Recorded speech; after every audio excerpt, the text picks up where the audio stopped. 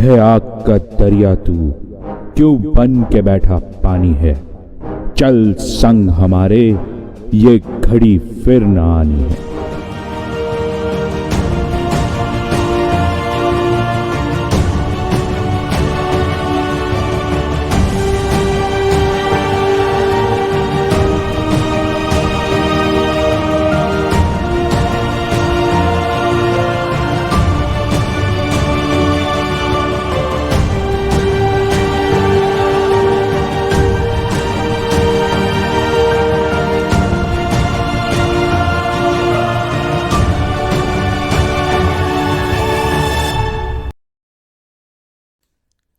Hello, dear students. This is Trainer Puru, and I welcome you to my session on vocabulary. उम्मीद है आप कुछ नए शब्द ऑलरेडी सीख रहे होंगे और अपनी कोई ना कोई एक नोटबुक बना ली होगी जिसमें आपने प्रीफिक्सेस, सफिक्सेस, रूट वर्ड वाला फॉर्मूला जो मैंने लास्ट टाइम शेयर किया था वो आपने नोट किया होगा। अगर नहीं, so let's begin. You can observe I've changed the font for you to get a better view. क्योंकि मैंने ध्यान दिया कि मोबाइल व्यूइंग में प्रॉब्लम आ रही थी लास्ट वाले फॉन्ट में. So I hope this will better up your learning. So let's get started. We'll today begin with prefixes. Prefix A, which denotes without, यानी बिना किसी चीज के. अब वो चीज क्या है, वो वर्ड डिफाइन करेगा जिसके साथ ए ऐड हुआ है as a prefix. Abyss, without bottom, ये है हमारा पहला वर्ड. अब हम कैसे सीखेंगे, इस वर्ड का यूजेज पहले जानेंगे. इसे कहा जा सकता है एक अंतहीन, तलीहीन गर्त या गड्ढा. He fell into the abyss of bad company. यानी बुरी संगत की गर्त में गिर गया. Robert's vices sank him into an abyss of debt. यानी रॉबर्ट के वाइसेस अर्थात उसकी कमियां, उसके दोष, तो उन्होंने मिलकर उसे एक अंतहीन, तलीहीन गड्ढे में ढकेल दिया. किस चीज के? डेट. डेट का मतलब क्या होता है? राइट, कर्ज. अब जान लेते हैं इस वर्ड से जुड़े कुछ सिनोनिम्स. तो याद रखना है, सिनोनिम्स का मतलब होता है समानार्थक शब्द. तो ये शब्द भी मैं आपको बताऊंगा, इनका भी एक्सप्लेनेशन दूंगा और आपने इन्हें भी नोट करना है कि कैसे इनका यूज होता है. इनके प्रोनाउंसिएशंस भी मैं बताऊंगा. तो जितना आपको बताया जा रहा है वो सब कुछ आपके पास रिकॉर्डेड होना चाहिए. यानी दैट मीन्स आपके पास सब कुछ नोट किया होना चाहिए. आपने हर एक प्रोनाउंसिएशन की प्रैक्टिस करनी है. तो चलिए आगे चलते हैं. First word that is written is chasm. Second one is fissure. Third one is gulf. Fourth one is void. Fifth one is abysm or abysmal. Sixth one is crevasse. Seventh is fissure. And eighth is gorge. Chasm. Similar to abyss. As the economy worsens, the chasm between the rich and the poor grows wider. तो यहां पे ये सिर्फ एक अंतहीन, तलीहीन गड्ढे की तरह प्रयुक्त नहीं हो रहा, ये डिस्टेंस के रूप में प्रयुक्त हो रहा है. यानी कि उनके बीच की खाई बढ़ती जा रही है. समझ गए आप? तो याद रखना है, मैंने पहले भी किसी को कहा था ऑनलाइन चैट में कि हर वर्ड का यूजेज हर जगह नहीं हो सकता. तो यहां ये सिमिलर वर्ड तो है, लेकिन कई बार इसका यूज अलग तरीके से हो रहा है. खाई, किन्हीं के बीच की खाई. अगला वर्ड गल्फ इटसेल्फ मीन्स खाई. Gulfs within states are deepening. यानी कि स्टेट्स के बीच की खाइयां यानी दूरियां बढ़ रही हैं। अब ये दूरियां कैसी हैं? This is pertaining to their relations, this is not about their physical distance. याद रखें, तो ये फिजिकल डिस्टेंस में प्रेजेंट गल्फ की बात नहीं हो रही है, this is about their distance in relations. Okay, so the next word is void. Void क्या होता है? जीरो या नल। अब आपने जीरो सुना है, अब जीरो में एक वर्ड और ऐड कर लीजिए, वॉइड। अब वॉइड के दो तरह से प्रयोग किए जाते हैं। One is when you are talking about nothing, so this nothing can be either nothing that can be measured as in zero or nothing that cannot be measured यानी immeasurable। अब यहां पे जीरो वाला फॉर्म यूज हो रहा है sentence में, देखिए, since the other party did not sign the documents the contract is void। he fell into a void अगर मैं कहता हूं that means वो एक ऐसे गड्ढे में गिरा जो जीरो था यानी शून्य था, यानी वह गिरता ही गया। तो शून्य का कोई अंत नहीं होता, कहां से शुरू कहां से खत्म। ब्लैक होल समझ सकते हैं। So black holes are voids जहां से शायद लाइट भी एस्केप नहीं करती किसी भी फॉर्म में, मैं बात कर रहा हूं हर वेवलेंथ की। सो एनी हाउ, साइंस की बात कम ही करें क्योंकि मेरा हाथ थोड़ा तंग है। Let's focus on English. So zero और नल वाला कॉन्सेप्ट आप समझ गए होंगे, दैट दिस परटेन्स टू और talks about how something that falls into a void can never be recovered because it becomes zero. Next word देखते हैं, abysmal। abysmal।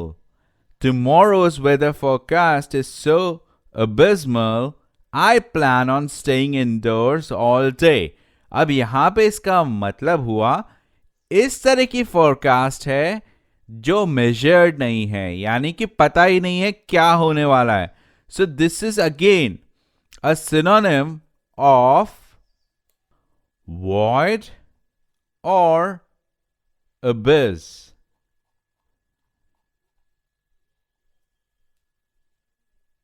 Next one, which is very much exciting, crevasse। A deep crack in the earth or a glacier, यानी कि एक fault यानी कि एक चटका हुआ हिस्सा यानी एक crack. Fissure, a narrow opening और क्रैक, यह भी वैसा ही है। गॉर्ज, अ डीप क्लेफ्ट, यानी कि अगेन एक जैसा ही है। तीनों के प्रोनाउंसिएशंस आपके स्क्रीन पे अवेलेबल हैं, प्लीज इन्हें सही ढंग से, क्रेवास, फिशर, गॉर्ज, तीनों का प्रोनाउंसिएशन आपने प्रैक्टिस करना है, क्योंकि अगर आपने प्रैक्टिस नहीं किया तो ये कभी आपको समझ नहीं आएगा। ओके, अब हम इनका इस्तेमाल सेंटेंस में देख लेते हैं, क्योंकि सेंटेंस में ये तीनों एक दूसरे के पूरक हैं। तो मैंने एक ही सेंटेंस आपको दिया है, द हाइकर ट्रिप्ड। ट्रिप्ड का मतलब आप जानते हैं, ट्रिप वायर्स आपने सुना होगा। ट्रिप यानी किसी चीज में उलझ के गिरना या गिर जाना। So the hiker tripped and fell into a deep mountain, crevasse, gorge, fissure, cleft. तो यानी कि सारे के सारे आपस में रिप्लेसेबल हैं। यह आपको काम आएगा एंटोनिम्स जब आपको चूज करने होंगे, ठीक है। सो याद रखना है इस चीज को कि ये रिप्लेसेबल है, एग्जैक्टली रिप्लेसेबल है, लेकिन सिनोनिम्स में ऐसा भी हो सकता है कि उनका यूजेज कहीं पे डिफर कर जाए। चलिए फिर आगे चलते हैं। अगला वर्ड जो हमें कवर करना है वो बहुत ही इंटरेस्टिंग है और आपकी साइंस से जुड़ा हुआ है। Achromatic, without colour.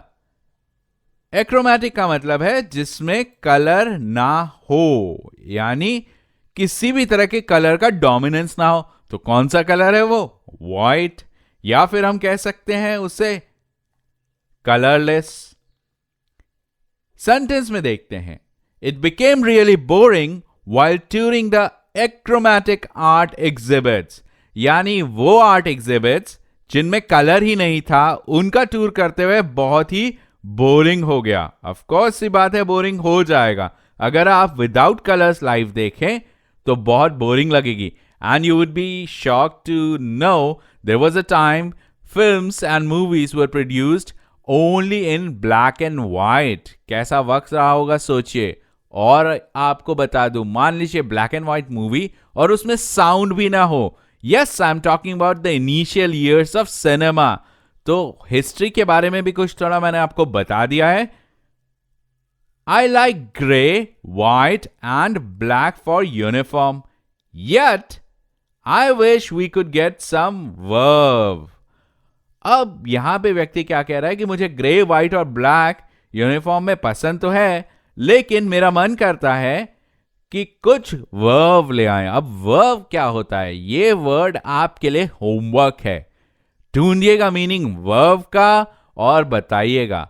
जिंदगी से जुड़ा हुआ है और शायद इस वर्ड से भी जुड़ा हुआ है, एक्रोमैटिक।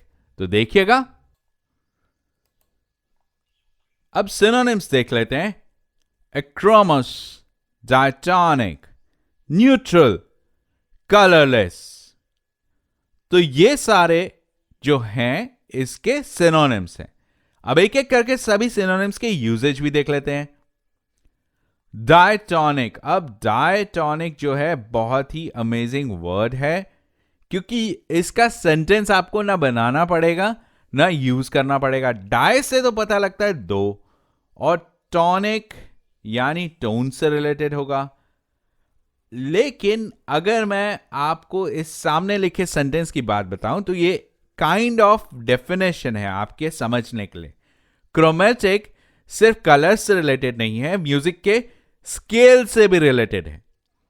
तो डायटोनिक या एक्रोमेटिक कहीं पे उस स्केल की बात करता है जो क्रोमेटिक स्केल में नहीं आता। अब म्यूजिक में थोड़ी समझ कम है तो मैं बस इतना ही बता सकता हूं, ये हाई और लो टोन्स के बीच का कुछ माजरा है, और आपको ये वर्ड म्यूजिक और कलर दोनों से रिलेट करके याद रख लेना है। Achromous. On the festival of colours, Indians usually wear achromous clothes to ensure they get coloured well. तो आपने देखा है ना, होली पे सभी मूवीज में दिखाया जाता है white kurta pyjama, white dresses. So they can be called achromous क्योंकि वो कलरलेस है। Neutral. Neutral. White is a neutral colour used for peace flags. तो आपने देखा है ना, शांति का, सरेंडर का झंडा जो होता है वो व्हाइट होता है। सो उसका रीजन यही है क्योंकि ये कलरलेस होता है। Colourless. Pure water is colourless. और आप अपनी केमिस्ट्री में पढ़ेंगे कलरलेस, ऑर्डरलेस, लेस। तो लेस क्या है? अरे भाई सफिक्स है। तो प्रीफिक्स के साथ साथ आपने देख लिया एक सफिक्स वाला वर्ड भी आ गया, और आते रहेंगे वर्ड्स, आपको आइडेंटिफाई करते रहना होगा। Got it? चलिए अब हम अपने सबसे इंटरेस्टिंग वर्ड पे आ जाते हैं।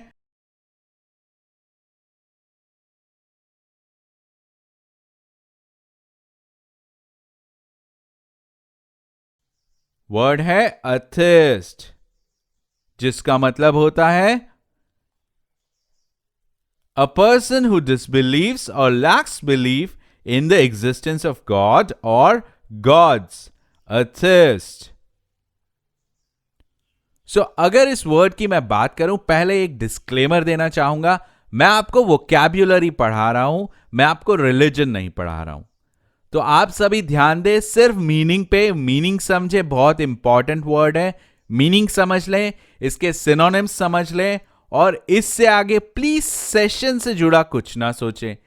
You have right to think about these things अपने फ्री टाइम, पर्सनल टाइम में। पढ़ते time focus should be on vocabulary. तो चलिए पहले हम एग्जाम्पल्स देख लेते हैं। Rousseau is supposed to have drawn his portrait in the virtuous atheist Walmer of the Nouvelle Héloïse. So, अब देख लेते हैं रूसो कौन था. अब मैं क्या बताऊं भाई, आपको जीएस वाले सर बता चुके हैं. I know an atheist who says, "Oh God." अब ये जो सेंटेंस है बहुत ही कलात्मक है. Why? Because this talks about an atheist taking the name of God. और एथिस्ट कौन होते हैं? जो गॉड में बिलीव ही नहीं करते. तो है ना मजेदार सेंटेंस. चलिए आगे देखते हैं एथिस्ट के सिनोनिम्स क्या है. Agnostic, pagan, skeptic, heathen, infidel, irreligionist, free thinker. तो आपको मैंने 1 2 3 4 5 6 7 सिनोनिम्स बता दिए भाई. कितना मुश्किल हो जाएगा ना. बिल्कुल भी मुश्किल नहीं होगा if you keep on writing and remembering. Agnostic, first word. We know nothing, not even our ignorance. Therefore, the wise man will be content with an agnostic attitude. तो बात हो रही है एग्नोस्टिक एटीट्यूड की, यानी डिसबिलीफ की. अब ये सेंटेंस का मीनिंग क्या है इसको समझते हैं. वी नो नथिंग, हमें कुछ नहीं पता. नॉट इवन आवर इग्नोरेंस, हमें यह भी नहीं पता कि कितनी चीजों को हम इग्नोर करते हैं. Therefore, the wise man will be content with an agnostic attitude. तो समझदार व्यक्ति क्या करेगा? इग्नोर करेगा. तो यहां पे बात इग्नोरेंस की आई है. अब एग्नोस्टिक का सिनोनिम हो गया इग्नोरेंस भी. अब इग्नोरेंस कैसी, किस तरह की? गॉड और रिलीजन से जुड़ी हुई नहीं, कई और चीजों से. तो यहां पे आप देखेंगे इंटर रिलेटेड है ये वर्ड. सिर्फ और सिर्फ गॉड के टर्म्स में नहीं है. It is also in terms of wherein we do not care about the truth. All right, so the next synonym is pagan. The natives were pagan.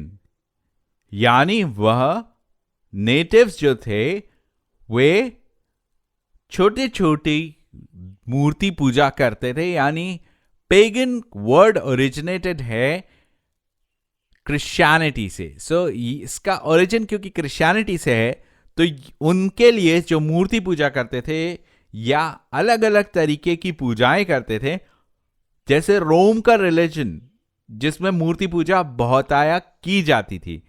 तो देखिए सेंटेंस भी मैंने आपको बताया है. His greatest temptation was the study of the literature of pagan Rome. तो Rome के religion की, यानी कौन सी, जिसमें मूर्ति पूजा की जाती थी. अब सभी जगह अलग अलग रूप में हर कॉन्टिनेंट में हिस्ट्री में ऐसा होता रहा है. एंड क्रिश्चियनिटी या इस्लाम, ये दो रिलीजन्स हैं जो मूर्ति पूजा को बिल्कुल नहीं मानते. उनमें ये टर्म्स यूज होते थे दूसरे रिलीजन के व्यक्तियों को. जैसे इस्लाम में यूज होता है इनफिडल और पेगन यूज होता है क्रिश्चियनिटी में. Sceptic, now sceptic is a word which is related to both. यानी भगवान को नहीं मानने वाला, ईश्वर में नहीं बिलीव करने वाला और घड़ी घड़ी शंका व्यक्त करने वाला. यह भी एक टर्म है स्केप्टिक से जुड़ा हुआ. I need to see some hard evidence to become less of a sceptic. यानी मुझे कोई कॉन्क्रीट सबूत दो तो मैं लेस स्केप्टिक हो जाऊंगा. यानी कि मैं स्केप्टिक तो रहूंगा लेकिन कम हो जाऊंगा, यानी आप पे यकीन करना शुरू कर दूंगा. इनफिडेल, इनफिडेल. Again, infidel means someone who is a non-believer. So if we talk about the example, in Sicily, they were welcomed by the Christians as deliverers from infidel bondage. यानी कि बात हो रही है किसी ऐसे रूलर की जो इनफिडेल था, यानी कि नॉन बिलीवर था, और उसकी बॉन्डेज से आजाद कराया उन्होंने, जो कि क्रिश्चियंस थे. यानी कि ऐसा कुछ हुआ. यह किसी धर्म युद्ध से जुड़ा हुआ एग्जाम्पल है. तो अब आप देखेंगे वर्ड हिस्ट्री आप एक्सप्लोर करेंगे, and specially ancient word history. तो आप देखेंगे रिलीजन्स डेवलप हुए, और जब हम मिडिवियल हिस्ट्री पे आते हैं तो वहां आपको बहुत सारे धर्म युद्ध देखने को मिल जाएंगे. So do study that. History is a wonderful subject. ये आपकी नॉलेज और साथ में शब्दों का ज्ञान दोनों बढ़ाता है. Heathen. He prohibited heathen worship at Rome, refused to wear the insignia of the Pontiff Maximus as unbefitting a Christian.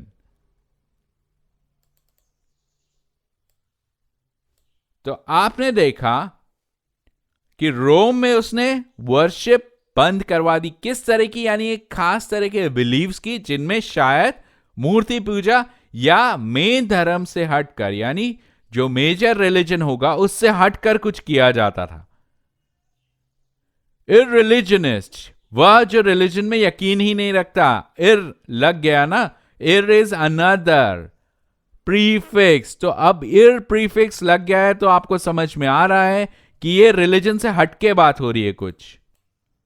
So irreligionist is someone who is better off without the religion.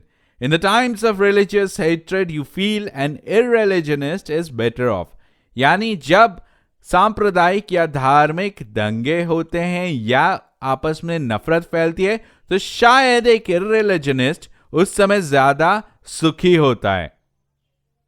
यानी इसका मतलब सिर्फ इतना है कि irreligionist क्योंकि धर्म में बिलीव ही नहीं करता, गॉड में विश्वास ही नहीं करता, तो किसी से नफरत नहीं कर पा रहा है.